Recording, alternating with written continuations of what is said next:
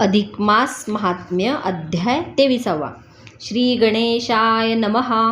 लक्ष्मी विष्णूला म्हणाली, मला आपण अधिक महिन्यातील स्नानाचा महिमा सांगितला त्याबद्दल मी कृतज्ञ आहे. अधिक मासात एकांतर उपवास करण्याचे व्रतपालन केले की काय फळ मिळते ते सांगावे. तेव्हा विष्णूने आणखी एक कथा सांगण्यास प्रारंभ केला. तो म्हणाला, विंध्य पर्वतात नर्मदा नदी वाहते. तेथे भृगू कच्छ नगरात कुशल शर्मा नावाचा एक ब्राह्मण राहत असे.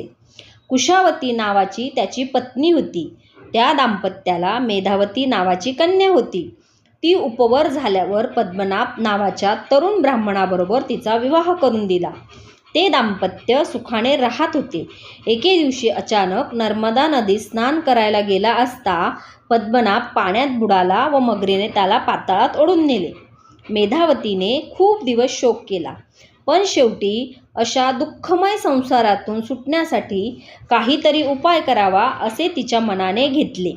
तिने आपल्या वडिलांना त्यासंबंधी विचारले.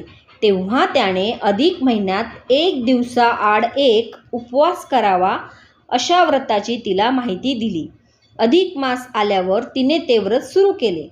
रोज भूमीवर झोपणे, सकाळी नर्मदेत स्नान करणे, पुरुषोत्तमाची पूजा करणे, 1 दिवस उपास करणे, ब्राह्मणांची पूजा करणे, सुवर्णदान करणे, 1 दिवस हविषान्न खाणे, पुन्हा दुसऱ्या दिवशी उपवास करणे असे व्रत तिने महिनाभर केले.